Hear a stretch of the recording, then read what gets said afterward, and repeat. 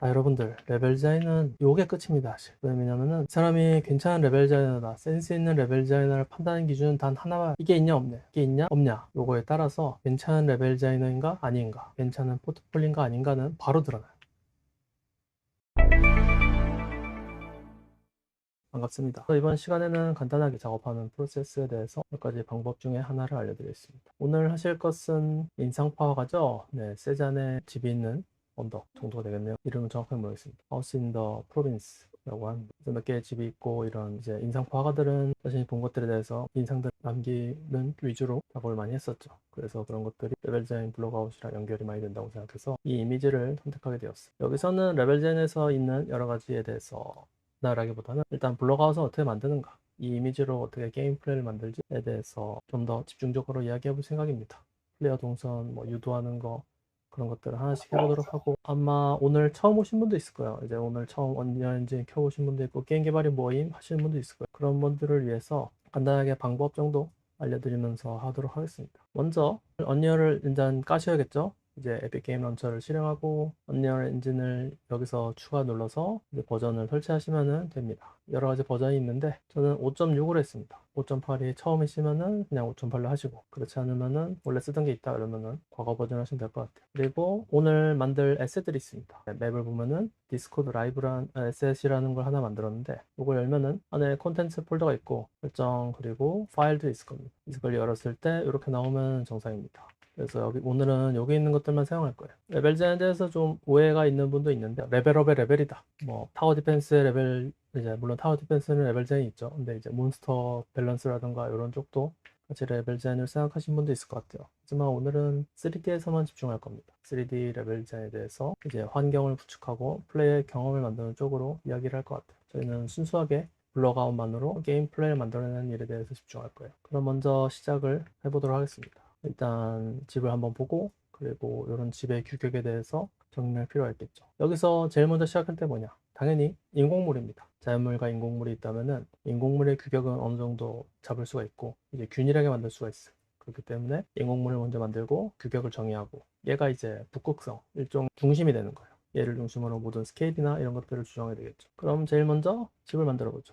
일단 건축 인공물을 만들 때는 그리드를 켜는 게 편하고요. 그리고 자연물을 만들 때는 그리드를 끄는 게 좋습니다. 그래서 저는 일단 이번에 작업을 할 때는 그리드를 켜도록 하겠습니다. 여기서 중요한 거, 게임 플레이가 실행되는 걸 먼저 확인하셔야 돼요. 이제 딱 하면은 먼저 집부터 만들고 이렇게 하시는 분도 있는데, 일단 제일 중요한 거는 실행이 되느냐예요. 실행이 되고 캐릭터가 돌아다닌 이후에야 뭔가를 해야 이게 옳은 습관입니다. 그럼 뭔 차이라고 얘기할 수 있는데, 굉장히 중요한 습관이, 이게 제일 먼저 돼야 돼요. 이제 씬을 만들고, 예를 들어서 여기서 시작하고, 그 다음에 맵을 잔뜩 만든 다음에, 그 다음에 플레이를 짠 눌러보고 안 되네 하시는 분도 있어요. 그런 것은 올바른 프로세스가 아니고 레벨 디자인을 생각하는 그런 방식은 아니에요. 레벨 디자인은 제일 먼저 캐릭터가 있어야 됩니다. 캐릭터가 있어야 이동을 하고 플레이를 검증할 수 있고 점프를 할 수 있고 여러 가지 컬리전도 설정할 수 있기 때문에 제일 먼저 실행이 되는지를 확인하셔야 돼요. 그런 상태에서 월드 세팅해서 게임 플레이 오픈월드 설정하시고 실행하시면 이렇게 이제 캐릭터 나온 거 알 수 있죠. 왜 캐릭터가 중요할까요? 캐릭터가 나와야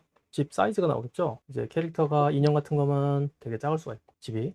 그리고 뭐 일반적인 캐릭터 1점 정도의 영웅 캐릭터면은 건물 높이가 한 4m 정도일 수 있겠죠. 그런 것들이 캐릭터에 따라서 달라지는데, 캐릭터도 없이 뭔가를 만든다는 건 말이 안 됩니다. 그렇기 때문에 제일 먼저 캐릭터가 나온지를 확인해 주세요. 그리고 이제 여기 이렇게 오브젝트에 있으면 이제 캐릭터의 사이즈를 확인했죠. 봤을 때 1.8m라는 걸 알 수 있습니다.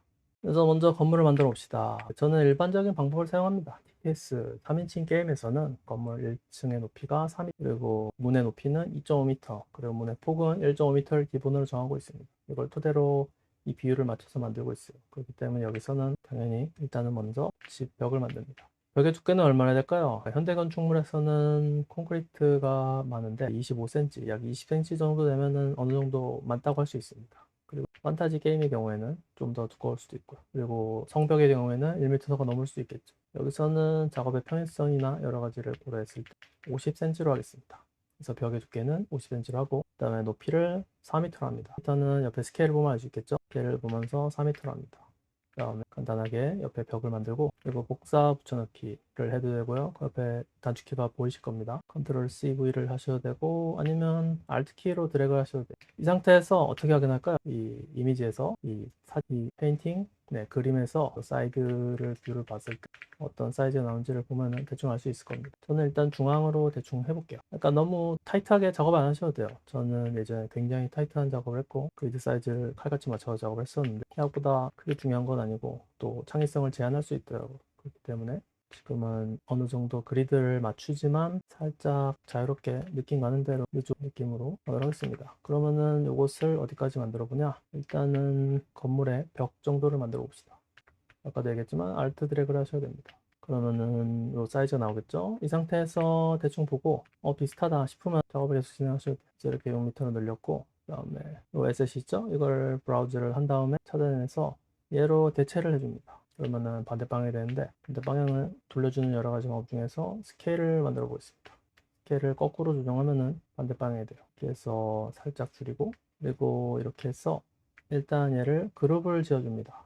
컨트롤 G를 누르면 그룹을 줄 수 있고 H를 눌러서 그룹이 잘 되는지 확인할 수 있어요. 이 상태에서 이제 포지션을 잡아봅시다. 약간 위에 있죠? 플래너 아래에 있고 때문에 이걸 살짝 높여주고 이 수평선을 적당히 맞춰줍시다. 이 정도가 될까요? 아까도 설명드렸지만 약간 느낌 가는 대로 하면 좋습니다. 몇 미터일까요? 저도 모릅니다. 그냥 적당히 이미지에 맞춰서 해보겠습니다. 그리고 이렇게 전체 화면으로 보면은 이미지랑 좀 더 비교가 쉽겠죠? 살짝 붙여보겠습니다. 그래서 화면의 비율이나 이런 것들을 적당히 계산해 주세요. 네, 이 정도가 좋을 것 같아요. 이 상태에서 계속 보면서 작업하면 편하겠죠? 예를 들어서 저희가 작업할 때는 이렇게 보잖아요. 그 다음에 이렇게 보고 그 다음에 어떻게 생겼지? 라고 하면은 이제 플레이 버튼을 누르고 아까 거기로 가서 이렇게 보고 해야 되잖아요. 그렇기 때문에 뷰를 이렇게 고정시키면 작업하기 편합니다. 그래서 하나의 멋진 뷰를 만들기 위해서 쓰는 기법 중에 하나고요. 하나 알려드리겠습니다. 그래서 여기서 이제 카메라를 검색합니다. 그러면은 카메라 액터가 나오는데 카메라 액터에서 오른쪽 버튼 누르고 파일럿 카메라 액터 2로 합니다. 그러면 카메라의 시점으로 바뀌어요. 그래서 이렇게 돌아갈 수가 있는데 이 상태에서 이제 전체적으로 화면을 보면서 비율을 맞춰줍시다.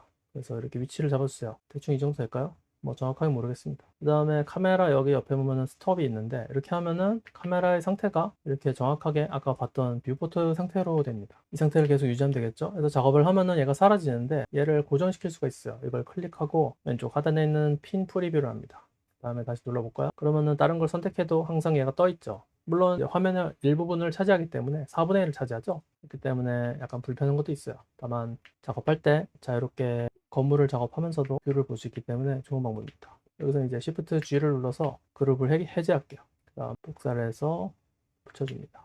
적당한 두께, 뭐 지금은 기본적인 50cm로 하겠습니다. 건물을 만들어 주세요. 네, 이런 것들이 떨어져 있죠. 이런 경우에 그리드를 살짝 꺼주고 맞춰줍니다. 그리고 이동.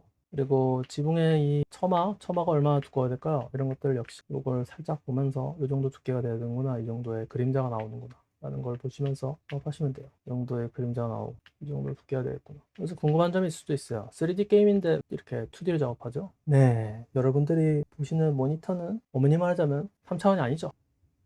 2차원이죠. X, Y밖에 없잖아요. 사실은 이건 그냥 허상이죠, 허상. 그렇기 때문에 사실 이런 대부분의 저희가 보는 씬들은 3D가 아니라 2D를 할 수 있어요. 게임은 왜 3D인가요? 그건 이제 플레이어의 차각을 이용해서 3D처럼 보이게 하는 거죠. 때문에 저희는 하나의 씬을 만드는데 집중해야 될 경우가 훨씬 많습니다. 그래서 이런 하나의 씬을 가지고 인상 깊은 씬을 만들기 위해 노력하면은 훨씬 더 괜찮은 결과가 나와요.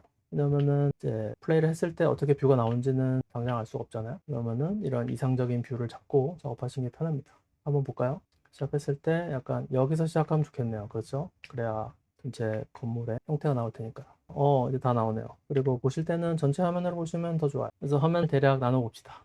이렇게 하고 그 다음에 적당히 선을 그어 볼게요. 이렇게 했을 때 9등분이 되죠? 이 상태에서 이 지점에 오브젝트가 있으면 사람이 안정감을 느낀다고 해요. 그래서 이 지점에다가 뭔가를 놓으면 좋다. 요 4개의 지점.